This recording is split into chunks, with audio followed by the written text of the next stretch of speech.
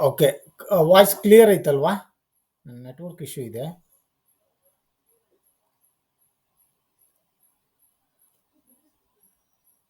Okay.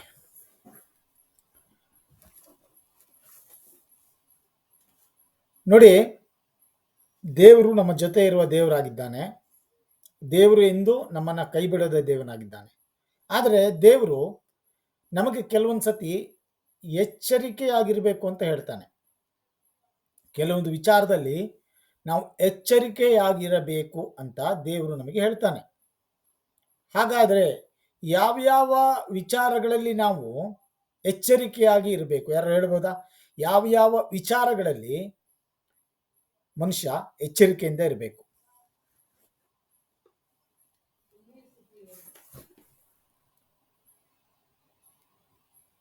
Sister, ಪಾಪದ ವಿಚಾರ. Okay, ಪಾಪದ ವಿಚಾರದಲ್ಲಿ. ಮತ್ತೆ ಮಾತಾಡೋದ್ರಲ್ಲಿ, ನೀರು ಕಳಿಸು. ಮಾತಾಡೋ ವಿಚಾರದಲ್ಲಿ. ಓಕೆ, ಆಮೇಲೆ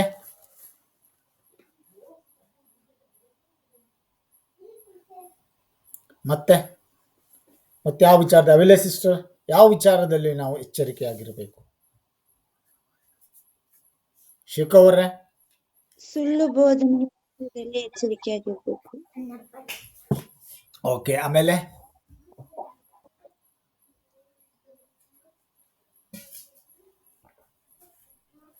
ಅನಿತಾ ಸಿಸ್ಟರ್? ಯಾವಾಗ್ಲೂ ಎಲ್ಲದರಲ್ಲೂ ಎಚ್ಚರಿಕೆಯಾಗಿರ್ಬೇಕು. ಓಕೆ, ಎಲ್ಲದರಲ್ಲೂ ಎಚ್ಚರಿಕೆಯಾಗಿರ್ಬೇಕು. ಯಾವಾಗ್ಲೂ ಎಲ್ಲದರಲ್ಲೂ ಎಚ್ಚರಿಕೆಯಾಗಿರ್ಬೇಕು. ದೇವ್ರ ಎಲ್ಲಾ ವಿಷಯದಲ್ಲಿ ದೇವ್ರಿಗೆ ಭಯ ಪಡೋರಾಗಿರ್ಬೇಕು. ಓಕೆ, ಭಯ ಪಡೋರಾಗಿರ್ಬೇಕು. ಓಕೆ, ಎಚ್ಚರಿಕೆ ಯಾವುದ್ರಲ್ಲಿ ಎಚ್ಚರಿಕೆಯಾಗಿರ್ಬೇಕು? ಓಕೆ, ಪಾಯಿಂಟಿಗೆ ಬಂದ್ಬಿಡ್ತೀನಿ ನೋಡಿ. ದೇವರ ವಿಷಯದಲ್ಲಿ ಯಾವಾಗಲೂ. ಓಕೆ, ದೇವ್ರ ವಿಷಯದಲ್ಲಿ ನೀವು ಹೇಳಿದೆಲ್ಲದು ಕರೆಕ್ಟ್. ಎಲ್ಲ ವಿಚಾರದಲ್ಲೂ ಎಚ್ಚರಿಕೆ. ಆದ್ರೆ ಒಂದು ವಿಚಾರ, ಪರಿಶುದ್ಧಾತ್ಮನ ನಡೆಸುವ ರೀತಿಯಲ್ಲಿ ಎಚ್ಚರಿಕೆಯಾಗಿರಬೇಕು. ಓಕೆ, ಪರಿಶುದ್ಧ ಆತ್ಮನ ನಡೆಸುವ ಇದರಲ್ಲಿ ಸರಿಯೋ ತಪ್ಪು ಅಂತ ತಿಳಿಯೋದು. ಓಕೆ, ಪರಿಶುದ್ಧ ಕೂಡ ಎಚ್ಚರಿಕೆ ಆಗ್ಬೇಕು, ಪರಿಶುದ್ಧವಾಗಿರಲು. ಓಕೆ, ಪರಿಶುದ್ಧವಾಗಿರಲು ಎಚ್ಚರಿಕೆ ಆಗಿರ್ಬೇಕು. ಓಕೆ, ಬರೋದ್ ನಮ್ಗೆ ಯಾವಾಗ ಬರ್ತಾರೆ ಅನ್ನೋ ಗಳಿಗೆ ಗೊತ್ತಿಲ್ಲದ್ರಿಂದ ನಾವು ಎಚ್ಚರಿಕೆಯಾಗಿ ಯಾವಾಗ್ಲೂ ಪ್ರಾರ್ಥನೆ ಮಾಡೋರಾಗಿರ್ಬೇಕು. ಓಕೆ, ಎಲ್ಲದೂ ಕರೆಕ್ಟಾಗಿ ನೀವು ಹೇಳಿದ್ದು. ಒಂದಲ್ಲಿ ಕರೆಕ್ಟಾಗಿ ಎಚ್ಚರಿಕೆ ವಹಿಸ್ಕೊಂಡ್ಬಿಟ್ರೆ ಎಲ್ಲದರಲ್ಲೂ ಎಚ್ಚರಿಕೆ ವಹಿಸ್ದಂಗೆ. ಯಾರು 10ನೇ ಅಧ್ಯಾಯ ಮತ್ತಾಯಕ್ಕೆ ಬನ್ನಿ. ಅದರಲ್ಲಿ 17ನೇ ವಚನದ ಮೊದಲನೇ ವಚನ ಓದಿ ಸಾಕು.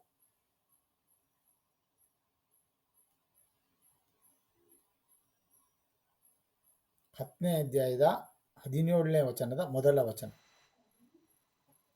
ಇದಲ್ಲದೆ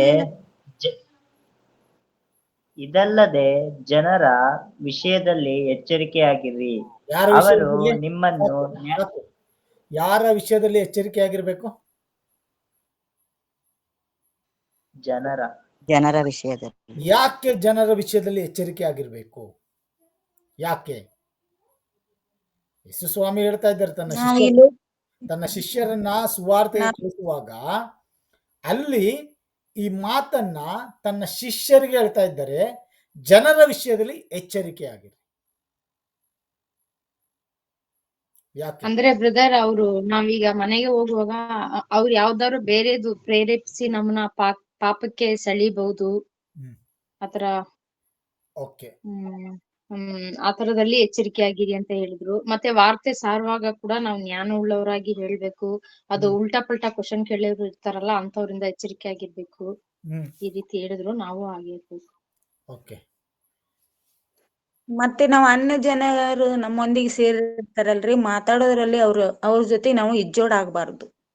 ಓಕೆ, ಇಜ್ಜೋರಾಗಬೇಕು, ಎಚ್ಚರಿಕೆ ಆಗಿರ್ಬೇಕು. ಓಕೆ, ನೋಡಿ, ಇದಕ್ಕೆಲ್ಲ ನಾವು ನಮ್ಮ ಏಕೈಕ ಉದಾಹರಣೆಯಾದ ಯೇಸು ಸ್ವಾಮಿಯ ಉದಾಹರಣೆಯನ್ನ ತಗೊಳ್ಳೋಣ. ಯಾಕಂದ್ರೆ ಯಾವುದೇ ಉದಾಹರಣೆಗಳು ಯೇಸು ಸ್ವಾಮಿ ಬಿಟ್ಟು ಯಾವುದೇ ಉದಾಹರಣೆ ಹೈ ಲೆವೆಲ್ ಇಲ್ಲ. ಆತನೇ ನಮಗೆ ಉದಾಹರಣೆ. ಆ ಉದಾಹರಣೆಯನ್ನೇ ನಾವು ತಗೊಳ್ಳೋಣ. ಯಾಕೆ ಯೇಸು ಸ್ವಾಮಿ ಮನುಷ್ಯರ ವಿಷಯದಲ್ಲಿ ಎಚ್ಚರಿಕೆ ಆಗಿರಿ ಅಂದ್ರು ಅಂತ ಇವತ್ತೇ ಇದರ ಮೆಸೇಜ್. ಓಕೆ, ಯಾರು? ಯೋಹಾನ ಬರೆದ ಸುವಾರ್ತೆ 2ನೇ ಅಧ್ಯಾಯ 23ನೇ ವಚನದಿಂದ 25ನೇ ವಚನ ತನಕ ಓದಿ. ಯೋಹಾನ ಬರೆದ ಸುವಾರ್ತೆ 2ನೇ ಅಧ್ಯಾಯ 23ನೇ ವಚನದಿಂದ 25ನೇ ವಚನ.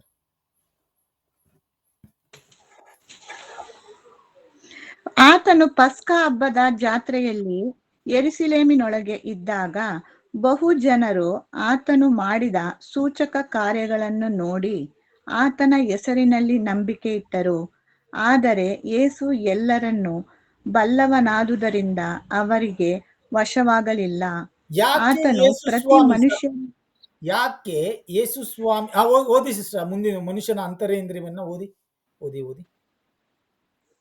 ಆತನು ಪ್ರತಿ ಮನುಷ್ಯನ ಆಂತರ್ಯವನ್ನು ತಿಳಿದವನಾದ ಕಾರಣ ಯಾವನು ಯಾವ ಮನುಷ್ಯನ ವಿಷಯದಲ್ಲಿಯೂ ಆತನಿಗೆ ಸಾಕ್ಷಿ ಕೊಡಬೇಕಾದ ಅವಶ್ಯವಿರಲಿಲ್ಲ.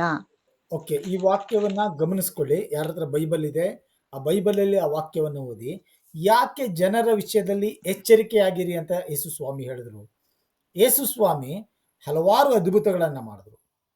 ಜನರ ಮುಂದೆ ಹಲವಾರು ರೀತಿಯ ಅದ್ಭುತಗಳು, ವಾಕ್ಯಗಳು ಎಲ್ಲವನ್ನ ಹೇಳಿದ್ರು. ಎಲ್ಲ ಏನ್ ಮಾಡ್ತಾರೆ? ಯೇಸು ಸ್ವಾಮಿ ಮುಂದೆ ಜೈ ಜೈ ಜೈ ಅಂತಿದ್ದಾರೆ. ಏನಂತಿದ್ದಾರೆ? ಜೈ ಜೈ ಜೈ ಅಂತಿದ್ದಾರೆ. ಆದರೆ ಯೇಸು ಸ್ವಾಮಿ ಅವರ ಹೃದಯವನ್ನು ಅರ್ಥವನ್ನಾಗಿದ್ದ. ಯಾಕೆ? ಅದಕ್ಕೆ ಹೇಳಿದ್ದು, ಜನರ ವಿಷಯದಲ್ಲಿ ಮೊದಲನೇದಾಗಿ ನೀವು ಎಚ್ಚರಿಕೆಯಾಗಿರ್ರಿ. ಜನ ಎದುರಿಗೆ ಜೈ ಜೈ ಅಂತಾರೆ, ಒಳಗಿಂದ ಅವರ ಬೇರೆನೇ ಇರುತ್ತೆ. ಅದಕ್ಕೆ ಅಲ್ಲಿ ಹೇಳ್ತಾ ಇರೋದು ನೋಡಿ, 25ನೇ ವಚನದಲ್ಲಿ ಚಂದವಾಗಿ ಹೇಳ್ತಾನೆ. ಒಂದು ನಿಮಿಷ.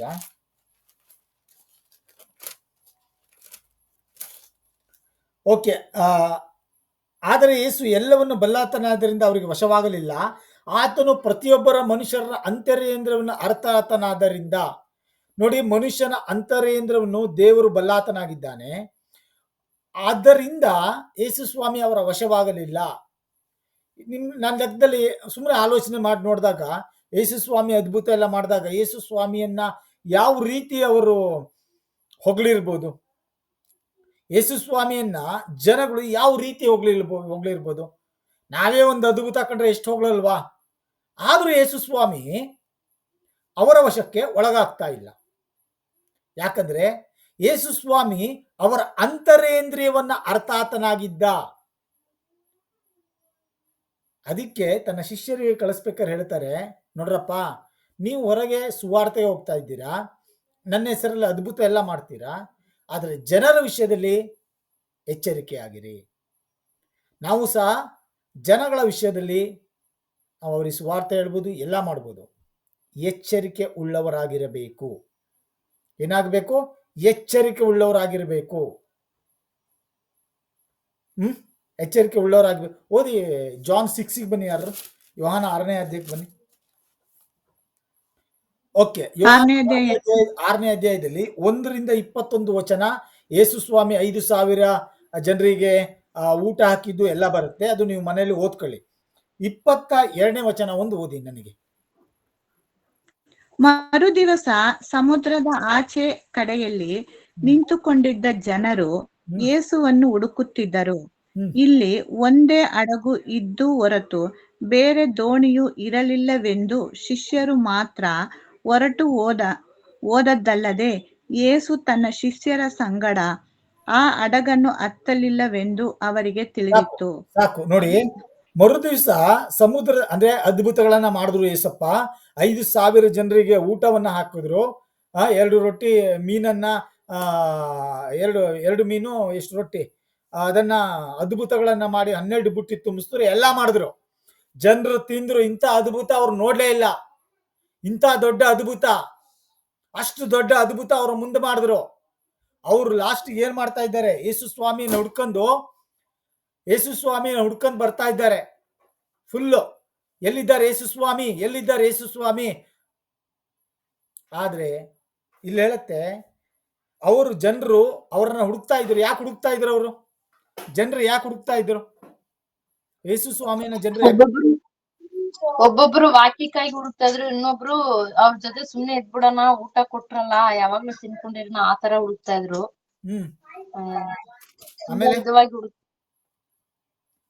ಆಮೇಲೆ ಯಾಕ ಹುಡುಕ್ತಾ ಇದ್ರು? ಸ್ವಸ್ಥತೆಗಾಗಿ. ಆಮೇಲೆ ಕ್ವಶನ್ ಕೇಳಕ್ಕೆ, ಹಾಸ್ಯ ಮಾಡಕ್ಕೆ, ಮತ್ತೆ ಹಿಡಿದುಕೊಡಕ್ಕೆ. ಅಲ್ಲ, ಏಸಪ್ಪನ ಜೊತೆ ಇದ್ಬಿಟ್ರೆ, ಏಸಪ್ಪ ಅವ್ರ ಜೊತೆ ಇದ್ಬಿಟ್ರೆ ಅವ್ರಿಗೆ ಊಟಕ್ಕೆ ಕೊರತೆ ಇಲ್ಲಲ್ವಾ? ಡೈಲಿ ಅದ್ಭುತ ಮಾಡ್ತಾರೆ ಅಲ್ವಾ? ಅದನ್ನ ನೀವು ಹೇಳಿದ್ರಲ್ವಾ, ಡೈಲಿ ಅದ್ಭುತ ಮಾಡ್ತಾರೆ. ಇನ್ನೇನು, ಅದರಲ್ಲಿ 12 ಜನ ಮಾತ್ರ ಲಾಸ್ಟಿಗೆ ನೀವು ಮಾತ್ರ ಬಂದಿದ್ದೀರೋ, ಮಿಕ್ಕಿದವರೆಲ್ಲಿ? ಎಲ್ಲ ಅದ್ಭುತ ನೋಡಿದವರು, ಎಲ್ಲ ಅದ್ಭುತ ನೋಡಿದವರು. ಹಿಂಬಾಲಿಸಿದವ್ರು 12 ಜನ, ಅದ್ಭುತ ನೋಡಿದವರು ಸುಮಾರು ಜನ, ಹಿಂಬಾಲಿಸಿದವರು 12 ಜನ. ಮನುಷ್ಯರ ವಿಷಯದಲ್ಲಿ ಎಚ್ಚರಿಕೆ ಆಗಿರಿ. ಮನುಷ್ಯರ ವಿಷಯದಲ್ಲಿ ನಾವು ಎಚ್ಚರಿಕೆ ಉಳ್ಳವರಾಗಿರಬೇಕು. ಹಾಗಾಗಿ ಪ್ರಿಯರೇ, ನಾವು ಎಚ್ಚರಿಕೆಯಿಂದ ಇರಬೇಕು ಮನುಷ್ಯರ ವಿಚಾರದಲ್ಲಿ. ಫಸ್ಟಿಗೆ ನಾವು ಗೂಗಲ್ ಮೀಟ್ ಸ್ಟಾರ್ಟ್ ಮಾಡಿದಾಗ ಒಬ್ಬರು ಸುನಿಲ್ ಜಾನ್ ಅವರು ಬೆಂಗಳೂರಿಂದ ಪಾಸ್ಟರ್ ಜಾಯ್ನ್ ಆಗಿದ್ದರು. ಅವ್ರು ಜಾಯ್ನ್ ಆಗಿ ಅವಾಗ ನಾವು ಎಷ್ಟು ಒಂದು 10-12 ಜನ ಇದ್ದಾನೆ ಅಷ್ಟೇ ಇರಬೇಕು. ಅವ್ರು ಬಂದು ಜಾಯ್ನ್ ಆದಾಗ ಅವ್ರಿಗೆ ದೇವರು ಪ್ರವಾದನ ವರ ಕೊಟ್ಟಿದ್ದಾರೆ. ಅವರು ವಾಕ್ಯ ಎಲ್ಲ ಹಂಚ್ಕೊಂಡು ಸುಮಾರು ಜನರಿಗೆ ಪ್ರೇಯರ್ ಮಾಡಿದ್ರು. ಆಮೇಲೆ ನನಗೆ ಎಲ್ಲ ಆದಮೇಲೆ ಫೋನ್ ಮಾಡಿದ್ರು, ರಾತ್ರಿ ಫೋನ್ ಮಾಡಿ, ಬ್ರದರ್, ನಿಮ್ಮ ಗುಂಪಲ್ಲಿ ಬರೋ ಜನರಲ್ಲಿ ಸುಮಾರು ಜನ ಕೇವಲ ಅದ್ಭುತಕ್ಕಾಗಿ ಮಾತ್ರ ಬಂದಿದ್ದಾರೆ, ಮತ್ತೆ ಯಾವುದಕ್ಕೂ ಬಂದಿಲ್ಲ. ಅವರು ದೇವರ ಆತ್ಮ ನಂಗೆ ಹೇಳದ ಅಂತ ಅವ್ರು ನಂಗೆ ಫೋನ್ ಮಾಡಿ ಹೇಳಿದ್ರು. ಆಮೇಲೆ ಈಗ ಅವರು ಆಗ 1 ವರ್ಷ ಆಯ್ತಾನೆ ಅವ್ರು ಬಂದೋಗಿ. ಈಗ ನಾನು ನೆನೆಸ್ತಾ ಇದ್ದೇನೆ, ಹೌದು, ಆ ಪ್ರವಾದನೆ ನೆರವೇರಿತು. ಎಷ್ಟೋ ಜನ, ಸುಮಾರು ಜನ ಅದ್ಭುತವನ್ನು ಕಂಡುಕೊಂಡು ಅದ್ಭುತಕ್ಕಾಗಿ ಅವ್ರ ಸಮಸ್ಯೆಗಾಗಿ ಬಂದಂಥವ್ರು. ನೀವೆಲ್ಲರೂ ಕ್ರಿಸ್ತನಿಗಾಗಿ ನೆಲೆಯಾಗಿ ಬರಬೇಕು ಅಂತ ಬಂದಿದ್ದೀರಾ. ಅದರಲ್ಲಿ ಎಷ್ಟು ಜನ ಅದ್ಭುತಕ್ಕೆ ಬಂದಿರೋ ಅಂತ ನಂಗಂತೂ ಗೊತ್ತಿಲ್ಲ, ದೇವರಿಗೆ ಗೊತ್ತು. ನಿಮ್ಮ ಆತ್ಮಕ್ಕೆ ಗೊತ್ತು ಅದ್ಭುತಕ್ಕೆ ಬಂದಿರೋ, ದೇವ್ರನ್ನ ಹಿಡ್ಕೊಳಕ್ಕೆ ಬಂದಿರೋ ಅಂತ. ಅದಕ್ಕೆ ಮನುಷ್ಯರ ವಿಷಯದಲ್ಲಿ ಜಾಗೃತರಾಗಿರಿ. ಮನುಷ್ಯ ಶಾಶ್ವತ ಅಲ್ಲ. ಮನುಷ್ಯ ಶಾಶ್ವತನೇ ಅಲ್ಲ. ಹಾಗಾಗಿ ಯೇಸು ಸ್ವಾಮಿ ಅವರ ಬಲೆಗೆ ಬೀಳಲಿಲ್ಲ. ಅವರು ಅವರ ಅಂತರೇಂದ್ರಿಯವನ್ನು ಅರ್ಥರತ್ತನಾದ್ದರಿಂದ ಯೇಸು ಸ್ವಾಮಿ ಎಲ್ಲ ಗೊತ್ತಿದ್ದರಿಂದ ಅವರ ಬಲೆಗೆ ಬೀಳಲಿಲ್ಲ. ಹಾಗಾದ್ರೆ ನಾವು ಹೇಗೆ ತಿಳ್ಕೊಳ್ಳೋದು? ನಾವು ಹೇಗೆ ತಿಳಿದುಕೊಳ್ಳುವುದು? ಮನುಷ್ಯರ ಬಗ್ಗೆ ಎಚ್ಚರಿಕೆ ಆಗಿರ್ಬೇಕಾದ್ರೆ ನಾವು ಹೇಗೆ ತಿಳ್ಕೊಳಕ್ ಸಾಧ್ಯ? ಯಾರು ಹೇಳ್ಬೋದಾ? ನಾವು ಮನುಷ್ಯರಲ್ಲಿ ಎಚ್ಚರಿಕೆ ಆಗಿರ್ಬೇಕಂದ್ರೆ ನಾವು ಹೇಗೆ ತಿಳ್ಕೊಬಹುದು? ವಿವೇಚಿಸುವ ಆತ್ಮದ ವರ. ಕರೆಕ್ಟ್. ವಿವೇಚಿಸುವುದ ಆತ್ಮದ ವರ.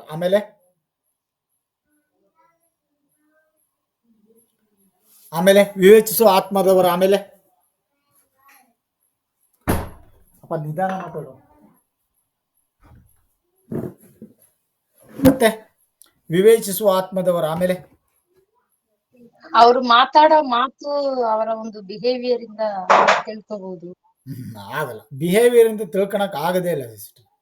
ನೀವು ಹೊರಗಡೆ ಅವ್ರು ಮಾಡೋದ್ ನೋಡ್ಬಿಟ್ರೆ ಏಸಪ್ಪನೇ ನಾಚ್ಕೊ ಹೋಗ್ಬಿಡ್ಬೇಕು, ಹಂಗ್ ಮಾಡ್ಬಿಡ್ತಾರೆ. ಆಮೇಲೆ ಬಿಹೇವಿಯರ್ ಇಂದ ಕಂಡುಹಿಡಿಯಕ್ಕಾಗಲ್ಲ. ಪರಿಶುದ್ಧ ಅಭಿಷೇಕದಿಂದ ಕಂಡುಹಿಡಿಬಹುದು. ಅವರ ಕ್ರಿಯೆಗಳಿಂದ ಅವರನ್ನ ಕಂಡುಹಿಡಿಬಹುದು. ಕರೆಕ್ಟ್, ಅವರ ಕ್ರಿಯೆಗಳಿಂದ ಅವರನ್ನ ಕಂಡುಹಿಡಿಬಹುದು. ನೋಡಿ, ಮೊದಲನೇದಾಗಿ ಸತ್ಯಾಸತ್ಯ ಆತ್ಮಗಳನ್ನು ವಿವೇಚಿಸುವವರ ಒಬ್ಬ ಮನುಷ್ಯನಲ್ಲಿದ್ದಾಗ ಬೇಗ ಕಂಡುಹಿಡಿಬಹುದು. ಒಬ್ಬ ವಿಶ್ವಾಸಿಯನ್ನ ಸ್ವಲ್ಪ ಅವ್ರ ಜೊತೆಗೆ ಮಿಂಗಲ್ ಆದಾಗ ಗೊತ್ತಾಗ್ಬಿಡುತ್ತೆ, ಇವ್ರು ನಿಜವಾಗ್ಲೂ ದೇವರಿಗಾಗಿಯೇ ನೆಲೆ ನಿಲ್ಲಕ್ಕಾಗಿ ಬಂದಿದ್ದಾರೋ ಅಥವಾ ತಮ್ಮ ಅದ್ಭುತಗಳನ್ನಕ್ಕಾಗಿ ಬಂದಿದ್ದಾರೋ ಅಂತ. ಯಾವುದಕ್ಕೆ ಬಂದಿದ್ದಾರೋ ಅಂತ ಗೊತ್ತಾಗ್ಬಿಡುತ್ತೆ. ಯಾರು 91ನೇ ಕೀರ್ತನೆ 91ನೇ ಕೀರ್ತನ 103ನೇ ಕೀರ್ತನ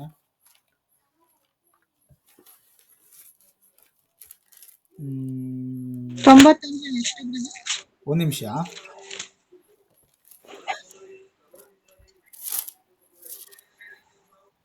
ಓಕೆ, 103ನೇ ಕೀರ್ತನೆ, ಅದರಲ್ಲಿ 7ನೇ ವಚನ ಓದಿ. 103:7.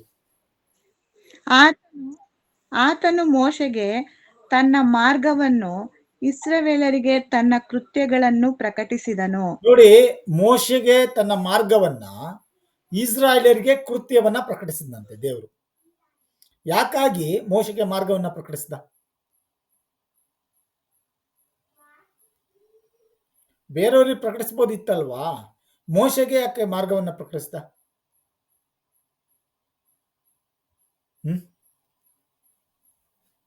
ಯಾಕೆ? ಅವರು ದೇವ್ರವ್ರನ್ನ ಆರಿಸ್ಕೊಂಡಿದ್ರು, ಮತ್ತೆ ಮೋಶೆನೆ ಇಸ್ರಾಯೇಲ್ ಜನನ ನಡೆಸ್ಬೇಕಾಗಿತ್ತು. ಆಮೇಲೆ ದೇವ್ರ ಉದ್ದೇಶ ಅವ್ರಿಗಿತ್ತು. ಅವನಲ್ಲಿ ಏನ್ ಕಂಡ್ರು ದೇವ್ರು?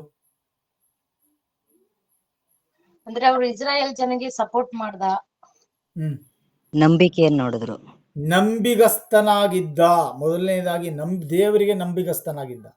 ಇಸ್ರಾಯೇಲರು ಬರೀ ಅದ್ಭುತಗಳನ್ನ ಕಂಡ್ರು, ಮತ್ತೆ ಬಂದು ದೇವರಿಗೆ ದೂರ್ತಿದ್ರು. ಇಸ್ರಾಯೇಲರು ಅದ್ಭುತಗಳನ್ನು ಕಂಡ್ರು, ಮತ್ತೆ ದೇವರಿಗೆ ಬಂದು ದೂರ್ತಿದ್ರು.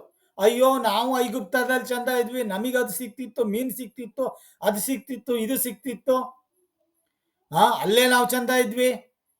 ಯಾವ ದೇವರಂತ ಏನೋ ಗೊತ್ತಿಲ್ಲ, ಕರ್ಕೊಂಬಂದ್ಯಾರೆ. ಮೋಶೆ, ನೀ ಕರ್ಕೊಂಬಂದಿಯಾ? ನೀನೇ ಮಾತಾಡು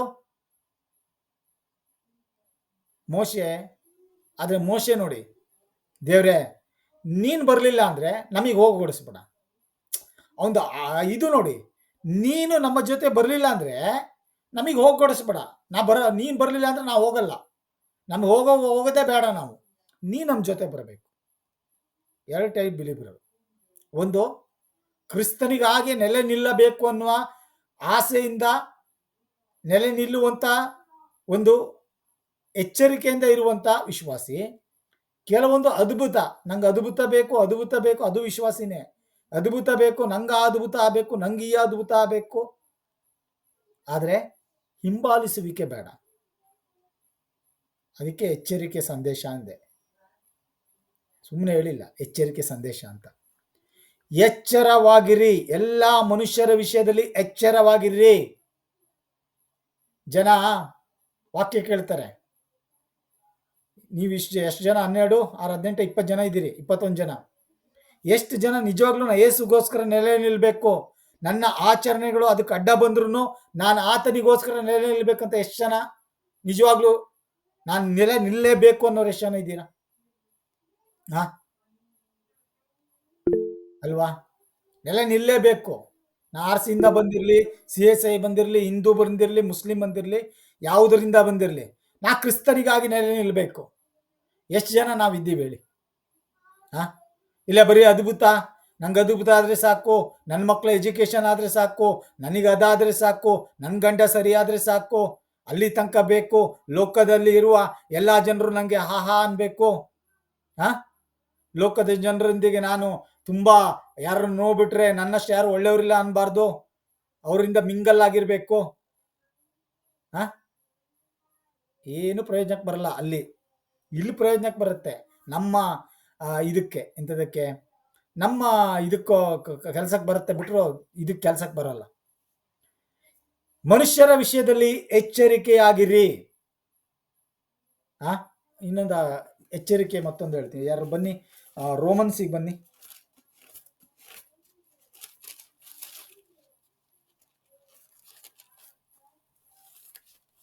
ಓಕೆ, 13ನೇ ಅಧ್ಯಾಯದ 11ನೇ ವಚನ, 12ನೇ ವಚನ ಓದಿ. ರೋಮನ್ಸ್ 13ಗೆ ಬಂದು 11, 12. ಈಗಿನ ಕಾಲವು ನಿದ್ದೆಯಿಂದ ಎಚ್ಚರವಾಗತಕ್ಕ ಕಾಲವೆಂದು ಅರಿತು ಇದನ್ನೆಲ್ಲ ಮಾಡಿರಿ. ನಾವು ಕ್ರಿಸ್ತನನ್ನು ಮೊದಲು ನಂಬಿದ ಕಾಲದಲ್ಲಿ ಇದಕ್ಕಿಂತ ಈಗ ನಮ್ಮ ವಿಮೋಚನೆಯು ಹತ್ತಿರವಾಯಿತು. ഇരുಳು ಬಹಳ ಮಟ್ಟಿಗೆ ಕಳೆಯಿತು, ಹಗಲು ಸಮೀಪವಾಯಿತು. ಕತ್ತಲೆಗೆ ಅನುಗುಣವಾದ ಕೃತ್ಯಗಳನ್ನು ಬಿಟ್ಟು ಬೆಳಕಿಗೆ ಅನುಗುಣವಾದ ಆಯುಧಗಳನ್ನು ಧರಿಸಿಕೊಳ್ಳೋಣ. ದುರ್ದೌತಣ, ಕುಡಿತಗಳಲ್ಲಿ ಆಗಲಿ, ಕಾಮ ವಿಲಾಸ, ನಿರ್ಜಲ ಕೃತ್ಯಗಳಲ್ಲಾಗಲಿ, ಜಗಳ, ಹೊಟ್ಟೆ ಕಿಚ್ಚುಗಳಲ್ಲಾಗಲಿ ಕಾಲ ಕಳೆಯದೆ. ಓಕೆ ನೋಡಿ, ದೇವರ ವಾಕ್ಯಲ್ಲಿ ಹೇಳ್ತಾ ಇದೆ. ವಾಯ್ಸ್ ಕೇಳ್ತಾ ಇತ್ತ ನಂದು?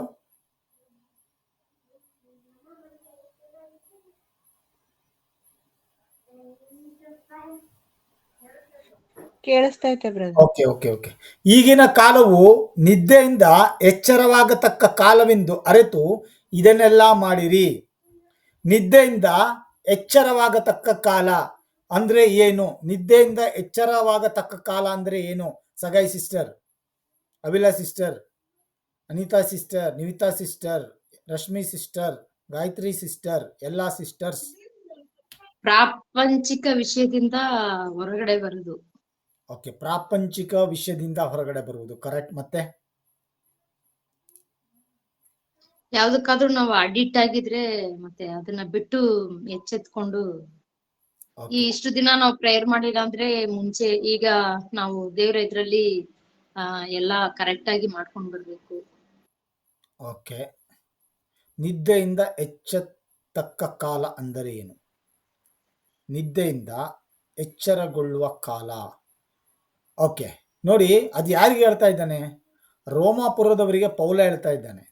ನೋಡಪ್ಪ ರೋಮಾಪುರದವರೇ, ನಿಮಗೊಂದು ಮಾತು ಹೇಳ್ತಾ ಇದ್ದೀನಿ. ನಿದ್ದೆಯಿಂದ ಎಚ್ಚರಗೊಳ್ಳುವ ಕಾಲ ಬಿಲಿವರ್ಸಿಗೆ ಬರೀತಾ ಇರೋದು, ಅನ್ಯರಿಗೆ ಬರೀತಿಲ್ಲ. ನಿದ್ದೆಯಲ್ಲಿದ್ದೀರಾ, ಎಚ್ಚರಿಸ್ಕೊಳ್ರಿ. ದೇವರ ಬರೋಣ ಹತ್ರ, ಆತನ ವಿಮೋಚನೆ ಹತ್ರವಾಗಿದೆ. ಜನರ ವಿಷಯದಲ್ಲಿ ನಾವು, ಜನರಂದ್ರೆ ನಾವೇ ಬಂತು, ಅದು ನಮಗೆ. ಜನ ಅಂದ್ಕೊಳ್ಳೆ ಬೇರೆಯವರಲ್ಲ, ನಮಗೆ ನಾವೇ ಕ್ವಶನ್ ಹಾಕೊಬೇಕು. ಆತನ ವಿಮೋಚನೆ ಹತ್ರ ಬಂದಿದೆ ಅಂತ ನಮಗೆಲ್ಲ ಗೊತ್ತಿದೆ ತಾನೆ. ಒಂದು, ನಮಗೆ ನಮ್ಮ ಕರ್ತನಲ್ಲಿ ನಿದ್ರೆ ಹೊಂದೋದಕ್ಕೆ ಒಂದಿನ ಕಡಿಮೆ ಆಯಿತು. ಒಂದು, ಆತನ ಬರೋಣಕ್ಕೆ ಒಂದಿನ ಕಡಿಮೆ ಆಯಿತು. ಇದಂತೂ ಏನಾಗಿಲ್ಲ ಅಂದ್ರೂ ಇವೆರಡು ನಡೆಯುತ್ತೆ. ಒಂದು, ನಾವು ಕರ್ತನ ಬಳಿಗೆ ಹತ್ರಲ್ಲ, ಕರ್ತನಲ್ಲಿ ನಿದ್ರೆ ಹೋಗಕ್ಕೆ ಒಂದಿನ ಕಮ್ಮಿ, ಆತನ ಬರುವಿಕೆಗೆ ಒಂದಿನ ಕಮ್ಮಿ. ಈ ಕಮ್ಮಿ ದಿನದಲ್ಲಿ ನಾವು ಎಚ್ಚರಗೊಳ್ಳಬೇಕು. ಇರೋ ದಿನದಲ್ಲಿ ಆತ್ಮಿಕವಾಗಿ ಮಲಗಿರುವವರೇ ಆತ್ಮಿಕವಾಗಿ ಎಚ್ಚರಗೊಳ್ಳಿ. ಇನ್ನು ಎಷ್ಟು ದಿನ ಅಂತ ಸಹಿಸ್ಕೊಳ್ಳೋದು ಅಂತ ಪೌಲ ಹೇಳ್ತಾ ಇದ್ದಾನೆ ಅಲ್ಲಿ ರೋಮಾಪುರದವರಿಗೆ. ಇನ್ನೂ ನೀವು ದ್ವಂದ್ವತನ, ಕಾಮಾಭಿಲಾಷೆ, ಜಗಳ, ಕುಡುಕತನ ಇದರಲ್ಲೇ ಇದ್ದಿರಲ್ವಾ ಸಭೆಯವರೇ? ನೀವು ಏನನ್ನ ನಿರೀಕ್ಷೆ ಇಟ್ಕೊಂಡಿದ್ದೀರಾ? ನೀವು ಈಗ ಎಚ್ಚರಗೊಳ್ಳಿಲ್ಲ ಅಂದ್ರೆ ನಿರಂತರವಾಗಿ ಎಚ್ಚರಗೊಳ್ಳಲ್ಲ. ಹಾಗಾದ್ರೆ ನಾವು ಎಲ್ಲೆಲ್ಲಿ ಎಚ್ಚರಗೊಳ್ಳಬೇಕು? ಮಲ್ಕೊಂಡಿದ್ದೀವಾ, ನಿದ್ದೆ ಮಾಡ್ತಿದ್ದೀವಾ? ಮಲ್ಕೊಂಡಿದ್ದೀವಾ, ನಿದ್ದೆ ಮಾಡ್ತಿದ್ದೀವಾ? ಮತ್ತೆ 25ಕ್ಕೆ ಬನ್ನಿ.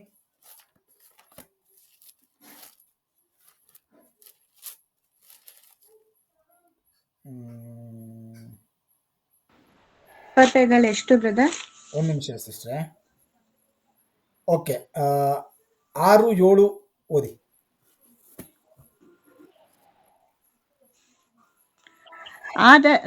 ಅವರೆಲ್ಲರೂ ತೂಕಡಿಸಿ ಮಲಗಿದರು. ಆದರೆ ಅರ್ಧರಾತ್ರಿಯಲ್ಲಿ ಇಗೋ, ಮದಲಿಂಗನು ಅವನನ್ನು ಎದುರುಗೊಳ್ಳುವುದಕ್ಕೆ ಹೊರಡಿರಿ ಎಂಬ ಕೂಗಾಯಿತು.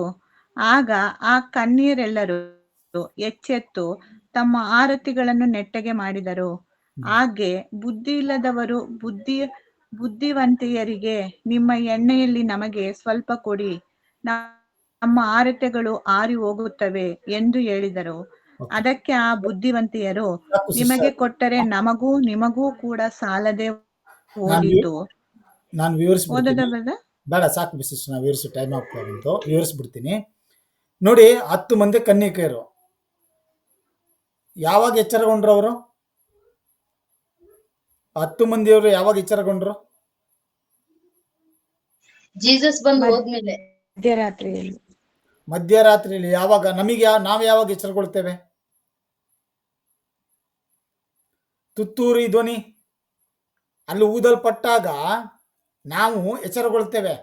ಆತ್ಮದಲ್ಲಿ ನಿದ್ರಿಸಿದವರು ಮೊದಲಾಗಿ ಬರ್ತಾರೆ, ಅಂದ್ರೆ ಕರ್ತನಲ್ಲಿ ನಿದ್ರಿಸಿದವರು. ಆವಾಗ ನಾವು ಈಗ ಎಚ್ಚರವಾಗಿವಿ ಅಂತ ತಿಳ್ಕೊಂಡು ಈಗ ಮಲ್ಕೊಂಬಿಟ್ಟು ಆ ಕೊನೆ ತುತ್ತೂರಿ ದಿನದಲ್ಲಿ, ಅಯ್ಯೋ ತುತ್ತೂರಿ ಕೂಗ್ಲಾಗ್ತಿದೆ, ಹೇಳಿ ಹೇಳಿ ಹೇಳಿ ಅಂತ ಎದ್ದು ಎಣ್ಣೆ ಹಿಡ್ಕೊಂಡಿಲ್ಲ, ಅಭಿಷೇಕ ಹಿಡ್ಕೊಂಡಿಲ್ಲ, ಏನು ಹಿಡ್ಕೊಂಡಿಲ್ಲ. ಆಮೇಲೆ ನಾವು ಅಯ್ಯೋ ಮರ್ತೇ ಹೋಗ್ಬಿಟ್ವಲ್ಲ ಎಣ್ಣೆ, ಈಗ ನಾ ಪ್ರೇಯರ್ ಮಾಡ್ತೀನಿ, ಈಗ ನಾ ಮೊಣಕಾಲಾಗ್ತೀನಿ, ಈಗ ನಾನು ಏನೇನೋ ಪ್ರಾರ್ಥನೆ ಮಾಡ್ತೀನಿ. ಏನು ಪ್ರಯೋಜನ ಇಲ್ಲ. ಒಂದ್ಸತಿ ತುತ್ತೂರಿ ಪೀಪಿ ಊದೋದ್ಮೇಲೆ ನಾವು ಅಣ್ಣ, ತಮ್ಮ, ಅಕ್ಕ, ತಂಗಿ, ತಂದೆ, ತಾಯಿ ಎಲ್ಲ ಆಮೇಲೆ ಏನು ಊದಿದ್ರೂ ಗೊತ್ತಾಗಲ್ಲ. ಎಚ್ಚರವಾಗೋ ಟೈಮಿಗೆ ಎಚ್ಚರವಾಗದೆ ಕೊನೆ ತುತ್ತೂರಿ ಊದೋ ಟೈಮಿಗೆ ನಾವು ಎಚ್ಚರ ಆಗ್ತೀವಿ ಅಂದರೆ ಆಗತ್ತಾ? ಅವರು 5 ಮಂದಿ ಕನ್ನಿಕರ 10 ಜನರಿಗೂ ಅದು ಕೇಳಿಸ್ತು, ಆತನ ಬರುವಿಕೆ ಧ್ವನಿ. ಆದ್ರೆ ಎಣ್ಣೆ ಇಲ್ಲ, ಏನಿಲ್ಲ, ದೀಪ ಆರೋಗಿದೆ, ಹುಡುಕ್ತಾ ಇದ್ದಾರೆ. ಹಾಗಾದ್ರೆ ನಾವೆಲ್ಲ ಎಚ್ಚರಿಕೊಳ್ಳಬೇಕು? ಪ್ರತಿದಿನ ಎಚ್ಚರಿಕೆಯಾಗಿದ್ದೇವಾ ನಾವು? ಪ್ರತಿದಿನ ನಾವು ಎಚ್ಚರಿಕೆಯಾಗಿದ್ದೇವಾ? ಆ ಮನುಷ್ಯರ ಯೋಚನೆ ಬಿಡ್ರಿ, ಎಲ್ಲ ಮನುಷ್ಯರಲ್ಲಿ ಆತ್ಮಿಕವಾದ ಎಚ್ಚರಿಕೆ ನಮಗುಂಟಾ? ಅದಕ್ಕೆ ಪೌಲ ಹೇಳ್ತಿರೋದಲ್ಲಿ, ಇದು ನಿದ್ರೆಯ ಕಾಲವಲ್ಲ, ಎಚ್ಚರವಾಗುವತಕ್ಕ ಕಾಲ. ನೀವೇನ್ ಮಾಡ್ರಿ ಅಂದ್ರೆ, ಆತನ ಬರೋಣ ಹತ್ರ ಇದೆ, ಆಲ್ರೆಡಿ ಈಗ ಬರಕ್ ಇನ್ ಸ್ವಲ್ಪ ದಿನ ಇದೆ, ಆಗ್ಲೇ ಹೇಳ್ತಾ ಇರೋದು. ಇನ್ನು ನಾವು ಎಷ್ಟು ಎಚ್ಚರಗೊಳ್ಬೇಕು? ಹಂಗಾದ್ರೆ ನಾವು ಎಲ್ಲೆಲ್ಲಿ ಮಲಗಿವಿ ಈಗ? ಎಲ್ಲೆಲ್ಲಿ ಮಲಗಿವಿ? ಏನು ಪ್ರಯೋಜನ ಇಲ್ಲ. ಎಚ್ಚರಗೊಳ್ಳಬೇಕು. ದೇವರು ಹೇಳ್ತಾ ಇದ್ದಾನೆ, ಎಚ್ಚರಗೊಳ್ಳಿಲ್ಲ ಅಂದ್ರೆ ಈಗ ದೇವರು ಕೃಪಾ ಸಮಯ, ದೇವರು ಈಗ ನಮಗೆ ಏನೇ ಮಾಡಿದ್ರು ಕ್ಷಮಿಸ್ತಾನೆ, ಅದಕ್ಕೆ ಉತ್ತರನೂ ಕೊಡ್ತಾನೆ. ನಾವು ಪುನಃ ಇನ್ನೊಂದು ಆವರ್ತಿ ಬರೋದಾದ್ರೆ ನಮ್ಮನ್ನ ದೇವರು ಸ್ವೀಕರಿಸ್ಕೊಳ್ತಾನೆ. ಇದನ್ನು ಕೇಳುತ್ತಿರುವ ಪ್ರಿಯ ಸೋದರ ಸೋದರಿಯರೇ, ನೀವು ಏನಾದ್ರೂ ಇನ್ನೂ ಎಚ್ಚೆತ್ತುಕೊಳ್ಳಿಲ್ಲ ಅಂದ್ರೆ, ಈ ಕರ್ತನ ವಾಕ್ಯಕ್ಕಾರು ಎಡೆಗೊಟ್ಟು ಆತನ ಧ್ವನಿಗೆ ಎಚ್ಚರಗೊಳ್ಳಿ. ಆತನ ಬರುವಿಕೆ ತುಂಬಾ ಹತ್ತಿರದಲ್ಲಿದೆ. ಈ ಲೋಕದ ಕಾರ್ಯಗಳನ್ನ ನೋಡುವಾಗ ಆತನು ಇವತ್ತೇ ಬರ್ಬೋದು, ನಾಳೆನೇ ಬರ್ಬೋದು, ಅಷ್ಟು ಹತ್ತಿರದಲ್ಲಿ ನಾವಿದ್ದೇವೆ. ಈಗಲೂ ನಾವು ಆತ್ಮಿಕವಾಗಿ ಮಲ್ಕೊಂಡು ನಾವು ನಮ್ಮ ಹಳೆ ಕಾರ್ಯಗಳಲ್ಲಿ ವಿಲೀನರಾಗಿ ಗೂಗಲ್ ಮೀಟಿಂಗ್ ಬರ್ತಿರ್ಬೋದು, ಸಭೆ ಹೋಗ್ತಿರ್ಬೋದು, ಏನೇ ಮಾಡ್ತಿರ್ಬೋದು. ಆದ್ರೆ ಆತ್ಮಿಕವಾಗಿ ಮಲ್ಕೊಂಡಿದ್ರೆ 5 ಮಂದಿರ ಕನ್ನಿಕೆ ತರನೇ ಆಗ್ಬಿಡ್ತೀವಿ ನಾವು. ಎಚ್ಚರಿಕೆ ನಮ್ಮಲ್ಲಿ ಬಂದಿಲ್ಲ ಅಲ್ವಾ? ಎಚ್ಚರಿಕೆ ನಮ್ಮಲ್ಲಿ ಬಂದಿಲ್ಲ. ಹಾಗಾಗಿ ಎಲ್ಲ ಮನುಷ್ಯರ ವಿಷಯದಲ್ಲೂ ನಾವು ಎಚ್ಚರಿಕೆಯಾಗಿರಬೇಕು. ಹಾಗೂ ನಮ್ಮ ಆತ್ಮಿಕ ಎಚ್ಚರಿಕೆನೂ ನಮ್ಮಲ್ಲಿ ಇರಬೇಕು.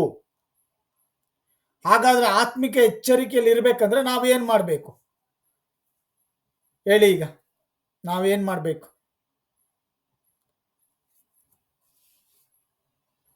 ಪ್ರಾರ್ಥನೆಯಲ್ಲಿ ನಿರತರಾಗಿರುವುದು. ಓಕೆ, ಪ್ರಾರ್ಥನೆಯಲ್ಲಿ ನಿರತರಾಗಿರಬೇಕು. ಆಮೇಲೆ ವಾಕ್ಯದ ಜಲಸ್ನಾನ. ಓಕೆ, ವಾಕ್ಯವಾಗಿರಬೇಕು. ಆಮೇಲೆ ನಂಬಿಕೆಯಲ್ಲಿ ದೃಢವಾಗಿರಬೇಕು. ಆಮೇಲೆ ದೇವರೊಟ್ಟಿಗೆ ಸಂಬಂಧ ಜಾಸ್ತಿ ಆಗಬೇಕು. ಓಕೆ, ದೇವರ ಜೊತೆ ಸಂಬಂಧ ಜಾಸ್ತಿ ಆಗಿರಬೇಕು. ಆಮೇಲೆ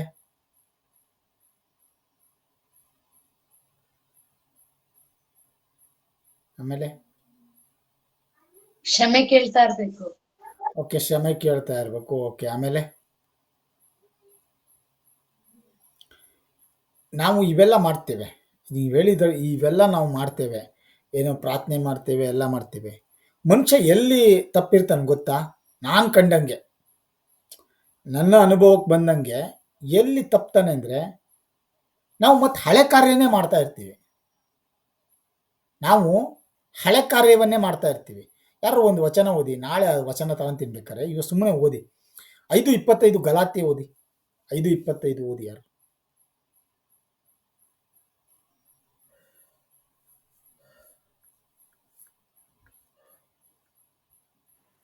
5:25 ನಾವು ಆತ್ಮದಿಂದ ಜೀವಿಸುತ್ತಿರಲಾಗಿ ಆತ್ಮನನ್ನು ಅನುಸರಿಸಿ ನಡೆಯೋಣ. ಓಕೆ, ಅಹಂಕಾರಿಗಳು ಒಬ್ಬರನ್ನೊಬ್ಬರು. ಸಾಕು. ನಾವು ಆತ್ಮನಿಂದ ಜೀವಿಸುತ್ತಿರಲಾಗಿ ಆತ್ಮನ ಅನುಸಾರವಾಗಿ ನಡೆಯೋಣ. ನಾವು ಆತ್ಮನ ಅನುಸಾರವಾಗಿ ನಡೀತಿದ್ದೇವಾ? ಕ್ರಿಸ್ತನಲ್ಲಿ ಬಂದು ಶಾರೀರಿಕದ ಅನುಸಾರದಲ್ಲಿ ನಡೀತಿದ್ದೇವಾ? ಪ್ರೇಯರ್ ಎಲ್ಲ ಮಾಡ್ತೀವಿ, ನಾನು ಹೇಳ್ತಾ ಇರ್ತೀನಿ, ಪ್ರೇಯರ್ ಮಾಡ್ತೀವಿ, ಸಭೆಗೆ ಹೋಗ್ತೀವಿ, ಎಲ್ಲ ಕರೆಕ್ಟು. ಆಚರಣೆ ಬರೋದಾದ್ರೆ ಆತ್ಮ ಸಂಬಂಧ ಇಲ್ಲ.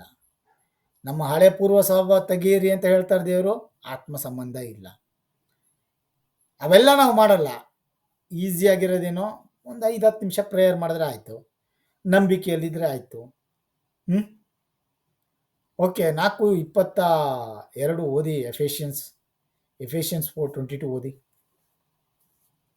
ಯೇಸುವಿನಲ್ಲಿರುವ ಸತ್ಯ ಉಪದೇಶ ಏನೆಂದರೆ, ಯೇಸುವಿನಲ್ಲಿರುವ ಸತ್ಯೋಪದೇಶವು ಯಾವುವೆಂದರೆ, ನೀವು ನಿಮ್ಮ ಹಿಂದಿನ ನಡತೆಯನ್ನು ಅನುಸರಿಸದೆ ಪೂರ್ವ ಸ್ವಭಾವವನ್ನು ತೆಗೆದು ಹಾಕಿಬಿಡಬೇಕು.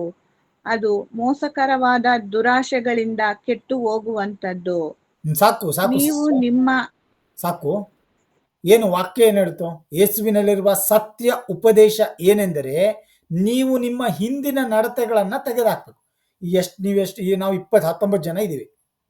ಕ್ರಿಸ್ತನಲ್ಲಿ ಬಂದಮೇಲೆ ನಿಮ್ಮ ಯಾವ ಬದಲಾವಣೆ ಅಥವಾ ಯಾವುದು ಕಾರ್ಯಗಳು ನಿಮ್ಮ ಜೀವಿತದಿಂದ ನೀವು ತೆಗೆದುಹಾಕಿದ್ದೀರಾ?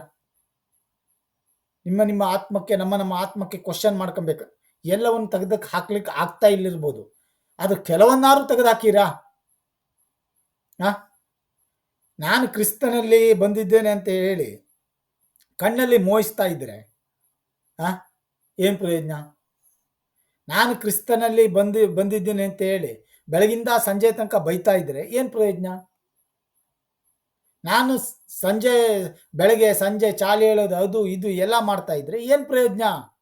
ನೀವು ಆತ್ಮನಿಂದ ಅನುಸರಿಸಿ ನಡೀತಿದ್ದರು, ಕ್ರಿಸ್ತನಲ್ಲಿ ಬಂದು ಶರೀರದಲ್ಲಿ ಅನುಸರಿಸಿ ನಡೀತಿದ್ದರು. ಗಂಟೆಗಟ್ಟಲೆ ಪ್ರೇಯರ್ ಮಾಡ್ಬೋದು, ಪ್ರೇಯರ್ ಮಾಡೋದ್ರಿಂದ ಅಲ್ಲ, ನೀವು ಆತ್ಮನ ಅನುಗುಣವಾಗಿ ಆ ದುರಭ್ಯಾಸಗಳನ್ನು ತೆಗೆದುಹಾಕಿದ್ದೀರಾ?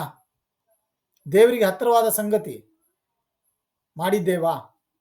ಅದು ದೇವ್ರು ಕೇಳ್ತಾನೆ ಅಲ್ವಾ? ನಾವು ಅವೆಲ್ಲ ತೆಗೆದಾಕಕ್ಕೆ ರೆಡಿ ಇಲ್ಲ, ಪ್ರಾರ್ಥನೆ ಮಾಡ್ತೀನಿ ಅಂದರೆ ಆಗಲ್ಲ. ಯಾಕಂದರೆ ಯೇಸು ಸ್ವಾಮಿ ನಮಗೆ ಇವೆಲ್ಲ ಕಲಿಸ್ಕೊಟ್ಟೇ ಹೋಗಿದ್ದು. ಸಭೆಗಳಿಗೆ ಬರೀತಾ ನೀವೆಲ್ಲ ಬೈಬಲ್ ಓದಿ ನೋಡಿ, ಸಭೆಗಳಿಗೆ ಬರೀತಾ ಯಾಕೆ ಪೌಲ ತಿಮೋತಿಗೆ ಬರೀತಾ ಎಲ್ಲರಿಗೆ ಬರೀತಾ ಹೇಳ್ತಾನೆ, ನಿಮ್ಮ ಸಭೆಯಲ್ಲಿ ಇಂಥದನ್ನು ತೆಗೆದಾಕ್ರಿ, ಇನ್ನೂ ಕೋಪ ಜಗಳ ಅವೆಲ್ಲ ಇರ್ತವೆ, ಎಲ್ಲವನ್ನು ತೆಗೆದಾಕ್ರಿ, ದುಂದೌತಣ, ಇನ್ನು ಹಳೆಯ ಸಂಪ್ರದಾಯಗಳು, ಕ್ರಿಸ್ತನಲ್ಲಿ ಬಂದ್ಬಿಟ್ಟು ಅದೇ ಹಿಡ್ಕೊಂಡಿದ್ದೀರಾ, ಆತ್ಮಾನುಸಾರವಾಗಿ ನಡೀರಿ, ಶರೀರಕ್ಕೆ ಎಡೆಗೊಡ್ಬೇಡ್ರಿ. ಎಚ್ಚರಿಕೆ ಆಗಿದ್ದೇವಾ ನಾವು? ಎಚ್ಚರಿಕೆ ಆಗಿದ್ದೇವಾ? ಎಚ್ಚರಿಕೆ ಆಗಿಲ್ಲ. ಬೋತ್ಸವರು ಇದು ಹೇಳಲ್ಲ, ನಾವು ಎಚ್ಚರಿಕೆ ಆಗಿಲ್ಲ. ಅಲ್ವಾ? ಈಗ ಗೊತ್ತಾಯ್ತಲ್ಲ ಎಚ್ಚರಿಕೆ. ಮನುಷ್ಯರಲ್ಲಿ ಎಚ್ಚರಿಕೆಯಾಗಿರೋದು ಒಂದು, ನಮ್ಮ ಆತ್ಮಿಕ ಜೀವಿತವನ್ನು ಎಚ್ಚರಿಕೆಯಲ್ಲಿ ಇಟ್ಕೊಳ್ಳೋದು ಇನ್ನೊಂದು. ಇವೆರಡನ್ನ ಕಾರ್ಯವನ್ನು ಮಾಡ್ತಾ ಬಂದರೆ ನಾವು ಏನಾಗ್ತೇವೆ ಅಂದರೆ ದೇವರ ಸಮೀಪಕ್ಕೆ ಇನ್ನೂ ಹತ್ರಕ್ಕೆ ಬರ್ತೇವೆ. ದೂರದಲ್ಲಿ ಇದ್ದಿದ್ದು ಇನ್ನೊಂದು ಸ್ವಲ್ಪ ಹತ್ರಕ್ಕೆ ಬರ್ತೀವಿ. ಆತ ನಮಗೆ ಸಮೀಪ ಮಾಡಿದ್ದಾನೆ, ಅದರಿಂದನೂ ನಾವು ದೂರ ಹೋಗ್ತಾ ಇದ್ದರೆ ಭಾರಿ ಕಷ್ಟ. ದೇವರ ಈ ವಾಕ್ಯಗಳ ಮೂಲಕ ನಿಮ್ಮನ್ನು ಮತ್ತು ನಿಮ್ಮ ಕುಟುಂಬಗಳನ್ನು ಆಶೀರ್ವದಿಸಲಿ. ಓಕೆ, ಏನಾದರೂ ಇದ್ರ ಬಗ್ಗೆ ನಿಮಗೆ ಕ್ವಶನ್ ಇದ್ರೂ ಸಹ ನೀವು